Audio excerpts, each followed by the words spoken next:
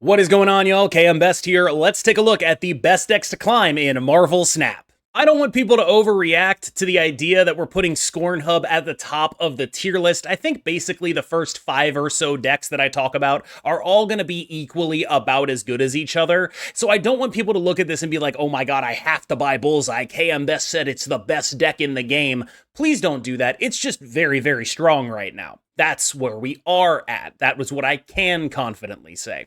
The deck is quite good, and I think one of the major drivers of it is the fact that it's able to nut off to levels that only really Move Bounce can match. This deck has really powerful nut draws. Similar to Move Bounce, though, it also has some draws where you just kind of spin your wheels and don't really do anything. Although, I will say, in Move Bounce, the highs are typically a little bit higher and the lows are typically a little bit lower. So this is more like a more constrained value proposition, but it does have the ability to just go drastically over the top of things.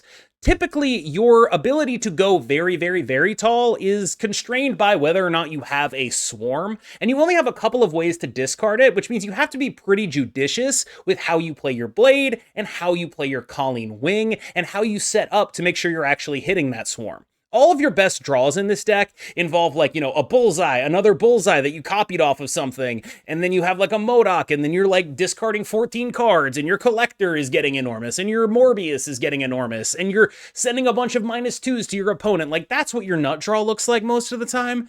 And that is only actually possible with Swarm. Like, none of the other cards that are similar to it in function, whether that be Scorn or Apocalypse, they're just not going to do it. Apocalypse obviously isn't in here, but it's worth mentioning in this context.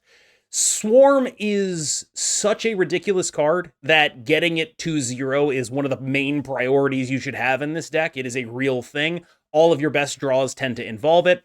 You are also able to play normal mid-range style. Like, if you don't draw Swarm, you are still going to do stuff. I've actually been very impressed by how much stuff this deck can do. Even when it's not fully nutting off, you just get, like, actual mid-range curve.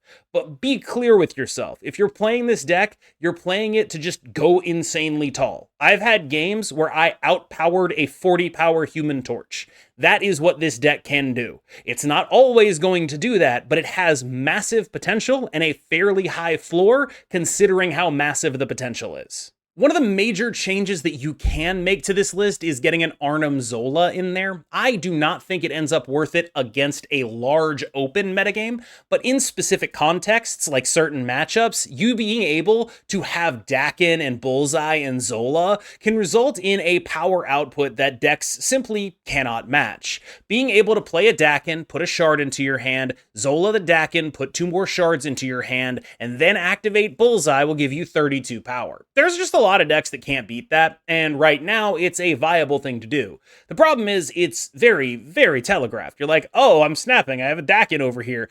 I hope they don't interact with me in any way at all. I hope I don't get Eliath on that lane. I hope I don't get my Dakin Red Guardian. I hope I don't get a Clog card put over there so that my, like, I hope I can, like, debride for a rock so that my Zola hits the rock. There's just like a bunch of stuff where it's like, yes, you will probably win mirrors because you made that choice, but you're giving up real percentage putting a card that you never get value out of other than that specific scenario in your deck over something that might actually be good. Now, don't get it twisted. Move Bounce is still up here. I just really did not want to start the video with Move Bounce for the, 4th week in a row, or 4th month in a row, really. Move Bounce is still obviously phenomenal, an excellent deck that has a bunch of awesome stuff going for it. I've gone back to Falcon over Iron Patriot in the flex slot because there's been a lot less stuff that's actually good into Iron Patriot, and there's a big uptick in decks that are actually very good at winning Iron Patriot lanes against you. The Mill stuff, all the Misery decks are actually very good at contesting your Iron Patriot unless you have something that is very specifically very good. And the metagame is so much taller that Iron Patriot isn't really going to be the same level of lane winning or game winning that he was in previous different metagames. All of that has made me push back towards Falcon. I like that extra bounce. I like that extra consistency. I also like that in a world where people are really exploring Clog stuff a little bit more than they previously were, that we have a way of just getting out of bad situations.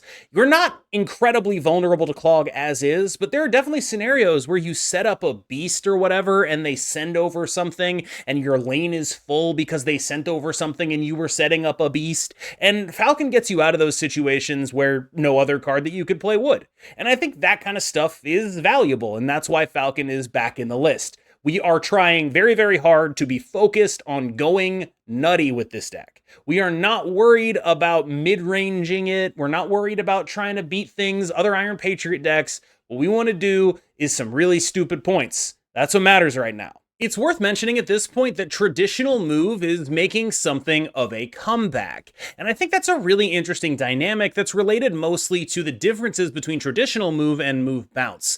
Namely, the fact that one of these decks gets to run Cosmo and Alioth. As we talked about, there are a certain subset of decks right now that are just eschewing all interaction in order to do stuff like Dakin Arnim Zola, right? And one way to really beat the crap out of those decks is to play Cosmo and Alioth. And I think one of the trends that has been really popping up in the recent metagame are decks that are just like, screw it, I'm gonna go super tall. Screw you, you can't beat my points. And this deck can beat their points and then also say their cards don't have text. And I think that is one of the big reasons why this is seeing a bit of a resurgence right now, where I think there is a more real argument for this kind of thing being in the metagame than there previously was, because of the amount of people who are just trying to go very tall, trying to use some stupid on reveal like Arnim Zola, trying to play Gores face down on the final turn, all sorts of crap that otherwise move bounce just has to contest on points. This deck is able to just say, I don't want to deal with it. I'm not going to have to deal with it. And I think also there is something to be said about just predictability generally. I think a lot of people know how move bounce works, especially at high levels. They get it. There's a little bit more to be said for being a Heimdall deck right now, explicitly because people aren't going to expect it. This, I think, is sort of where Iron Patriot V-Hand stuff is at right now. Obviously, it's sort of spread out. Iron Patriot V-Hand is kind of in a lot of stuff. You see this in the context of, various Wiccan decks, things like that, Moonstone decks, all that. But I like where this deck is headed. I just don't know if this is the exact right adaptation for this metagame. I'll get to that in just a bit. Adding a Clog sub-theme to this deck is unique. It was done by Honifer, who's, I believe, currently rank 3, above me, so there is that.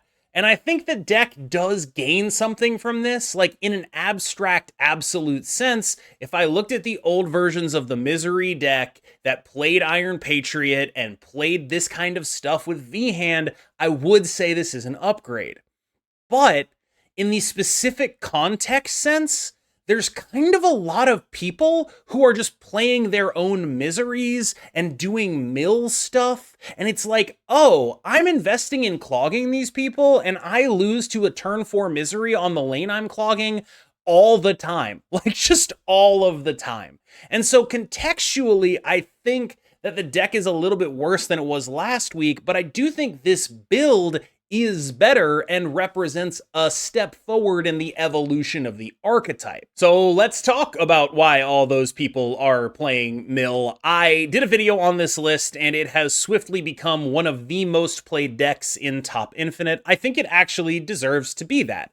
Mill is a good deck right now. It is a good deck because it has a lot of good cards, because it is probably the best deck in the game at curving into an Iron Patriot, having a Iron Patriot into Baron Zemo, Iron Patriot into Gladiator. It is really pushing the pace as far as activating its own Iron Patriots and contesting opposing Iron Patriots. It is an excellent deck at outputting points, being a good mid-range deck that has death in it. There is not really a quibble I can possibly have with this list. For the first time ever, I think Mill is legitimately good.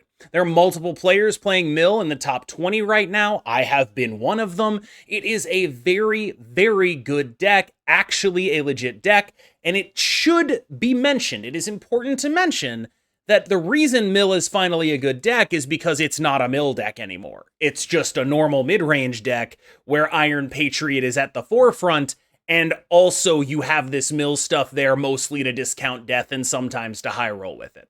That's really what's going on here. Don't over-index for the Mill. Like, yeah, some games you'll have those games where you like have a Yondu and a Cable and then you misery that lane and then they just lose 4 cards out of their deck. That's sick. It can work, but a lot of the time you're just doing points. You just want to do points. You want to discount your death. You want to be a mid-range deck that is using Iron Patriot and Gladiator and all that stuff, and then also has a free death on the back end. That's the ethos here. I just can't seem to quit Arishem. This list should look incredibly familiar to you. There's basically like 2 flex slots in every Arishem deck, right? So I guess maybe 3. In previous builds, I was playing Copycat, Killmonger, and Lady Deathstrike. In this one, I saw it on Untapped and I've been playing it, and it's Juggernaut, Red Guardian, and Enchantress. That's pretty much the slots that you can flex around with here. I wouldn't cut anything else. It's the same deck it's always been. I actually think Arishem's a little underrated right now just because it's just a scary thing to deal with. I will say a lot of the time when I'm queuing into it with these decks that go very tall, I feel like I'm always going to win, and then they just maybe pull some BS out of nowhere and they get my ass. It's entirely possible. I've also tried the other builds of Arishem with like a more of a focus on card generation and Quinjet. They're not as good. This is better. I'm sorry, it just is. I'm also a huge fan of having Legion in the deck right now. We love being a cube thief, and there actually are people playing Magic right now, both in Mr. Negative and in Clog, and in some of the Mill decks, although I don't think that's an optimal thing to do. Yeah, I mean, this deck is just good. It's the world's most boring good deck. I honestly think that part of the reason people are playing it less is because they are so tired of having played it all the time. Everyone knows what this deck is. Everyone knows it's good. Everyone knows how it works. We got a one piece of unique tech in here, and it's just the blink that is there, mostly to turn our 4-drops into Ajax. That's really mostly what's going on here. It's not required in any way. You probably already know what the cards that are required for this deck are. There's a little less loot cage than there previously was. The deck is perfectly acceptable in this context. I realize I sound incredibly bored while talking about this. That's what this deck is. This is the world's most boring good deck. You know what it is. You know what it does. Good stats, good energy cheat, afflict your opponent with stuff. You get it. You understand what this is. Clog has been making a real comeback lately. With so many decks able to go extremely tall, a lot of players are like, hey, screw you, dude. I'm not going to let you play cards at all. And I think that's a valid thing to do. Not a lot of people are packing answers to Magic right now, and Clog decks being able to just like play Magic and have that actually work is a really good spot. Like, again, part of the reason I liked playing Arishem was because I had a Legion in order to deal with this crap. Because if you don't have a Legion or even like a Snow Guard, you're kind of just gonna let them get that 7th turn, and Clog is better at being a turn 7 deck than basically anything else in the game. And that is really the competitive advantage that it has, is every other deck is built to explode for 6 turns of power. Clog is built to say, no explosion, also 7 turns, screw you, you don't get to play cards. It's just very good right now. There's really not a lot else to say other than it's a very good deck that is doing something that is not being contested by the metagame very strongly, and is quite solid at stopping a lot of the stuff people are trying to do. I want to be explicit here. I'm talking about this right now because it is a variant of Clog, not because I think it is as good as the other build, just I think it's important to talk about them at the same time. I've seen a lot of people messing around with Moonstone Clog. Being able to get double Ravonas is a crazy gore thing. Like, there's some real upside to trying to play like this. People might not know what you're doing. I know that I have lost to what I would call surprise gores that I probably should have seen coming, probably more than any other card in the entire game at this point.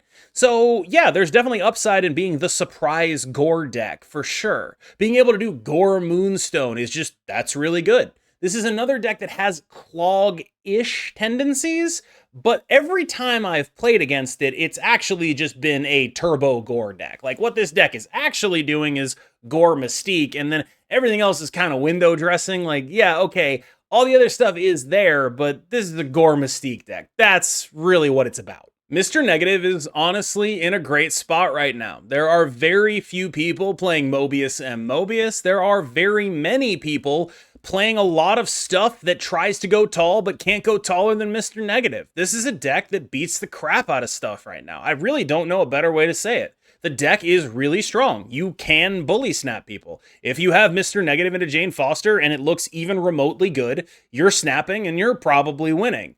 That's just a really powerful situation to put yourself in. There are very few decks that are able to actually snap back. There are very few decks that should be staying into you. You do a bunch of numbers, extremely high levels of numbers. There's some flexibility here in terms of like what you want your backup plan to be. I've seen people doing Black Panther Arnim Zola. You can mess around with it if you want. But I do think that fundamentally, the thing that this deck does is just have a better nut draw than basically anything else in the game in ways that are, again, not being very contested by stuff. This is another Magic deck. We've already talked about how well positioned that stuff can be. That applies to Mr. Negative as well. It is actually impossible to pick one Wiccan deck to put on this tier list. There are 8 million different Wiccan decks. They're all fairly similar, except the ones that aren't. There are builds that are playing Shang-Chi and Enchantress. There are Fenris Wolf builds. There are these ones that are focused on Iron Patriot and Moonstone. There are the Iron Patriot Moonstone ones that have Onslaught in them. There's builds that have Gore. There's builds that have Alioth. You know how this works. Like, you get it. You understand what this deck is trying to do. So I'd rather talk about Wiccan as an archetype right now and what it is that I don't like about it. And that typically is just power output tends to be lacking. And if you want to build to be a full tech deck, you end up in really bad spots when your tech is not in your hand and when you don't draw stuff in the right order. I think basically anyone can have success by playing Wiccan just by whatever it is that happens. What I mean is you're going to play a deck and you're going to make some changes and you're going to be like, oh, my changes made me win more, but it might not be your changes. You might have just drawn an active Wiccan more. Like, that's really the thing, is the deck is still quite good when it's able to do its thing. But when you don't have a Wiccan or it's not on, people should and will snap you, because without that, you are just not matching up to the point output of literally anything else. You just are not even close. So unless their hand is garbage, you are going to be in trouble when you're not activating Wiccan. AV Havok has been seeing just a little bit more play, and I'm always happy to see this deck exist and be around. I suspect it'll never be that bad, but it does struggle with certain decks being able to go extremely tall. This is a very good deck at getting a certain number of points. It's not nearly as good a deck at getting to, say, 40 points. It's good at getting to 28 in a couple of lanes. Not as good at getting to 40. And so it added a bad matchup, I think, some of the time. When discard is popping off, you just don't really have answers to it. Like, you can Cosmo them, you can Red Guardian them, but you really need that stuff to actually keep them hurt. And I think, as usual, the main reason to be playing this instead of one of the super tall decks is those cards. It is Cosmo, it is Red Guardian. It's that you want to play a deck that is like Move Bounce, is like traditional Bounce, but actually has those interactive tools and can deal with people and unique situations as they come up. A lot of other decks don't have access to those tools, or if they do have access to those tools, do not have as many points. Totally reasonable to make the choice to play this. I have honestly never been so grateful to be wrong about a card as I am about Hela. I am so glad that she does not seem to be performing. Like, it's not like her decks are actively bad. They're at like the usual like 48% win rate, but we're still positive in cube stuff. But they're not nearly as scary as I thought they were. And I think a lot of that is Bullseye stuff pushing the metagame to go very tall. Because, like, I can actually outpower a Hela deck with a Bullseye deck. I can do that if I get the right draw. Typically, decks like that, that's just not how it works. Like, typically, Hela is just going to be able to go over the top of stuff like that. You will be able to contest those decks if you are playing one of the decks that goes super tall, like Move Bounce or Bullseye. You can beat Hela just on numbers. And that dynamic is, I think, a big part of why the deck is not as good as I thought it was. This is a modified version of the Denish list that is performing very well in High Infinite. I don't know exactly who made the modifications, but the base core here is very Denish-y, and I think that there is something to be said for the way in which this deck is a Hela deck, but also more fundamentally a ramp deck. I also especially enjoy the morph here. I think that's just a very cute thing to do. Denish was originally running a Supergiant, which was very specifically aimed at certain matchups. I don't think that Supergiant is nearly as good anymore. The addition of Eliath to this list is very cute. I think there is something to be said, of course, for taking the Eliath out and running Gore. I could totally understand that. That would make perfect sense to me. We'll have to see which one ends up being a better build right now, but I can say that on Untapped, this deck has been performing very well in a limited sample size at top 10% Infinite, which is not something I can say about basically any other build of Hela, and I do think that Hela is still good enough that it deserves respect. One thing you might notice is that there are less of what I typically refer to as tech piles on this tier list, and I think a lot of that is because the metagame is weird and changing, and those tech piles very much need to be tuned to a certain metagame. The Ronin tech pile, for instance, existed pretty much explicitly because people were playing a ton of Victoria Hand. People are now no longer playing a ton of Victoria Hand. They're still playing plenty, but it's not like 30% of the metagame like it was. And that means that the Ronin deck drops dramatically in terms of efficiency because a lot of the good matchups are now no longer there. And so you have decks like this. Again, so there's nothing wrong with being a Sera Tech deck, but you run into situations that you're simply not prepared for. The deck doesn't have a ton of options into a ton of different stuff, and it has to be tuned for what you expect to see. Right now we have, for example, a Mobius in here. Is that going to be good against a deck like Move Bounce? Not really, not in a meaningful way. And in order to get that Mobius in, what are we giving up? We don't have Invisible Woman. We don't have the ability to do Invisible Woman Killmonger, which is how we beat Move Bounce, right? Mobius is pretty good against discard, but ultimately this deck just sort of runs into 12 slot syndrome and the fact that you don't draw your entire deck every game.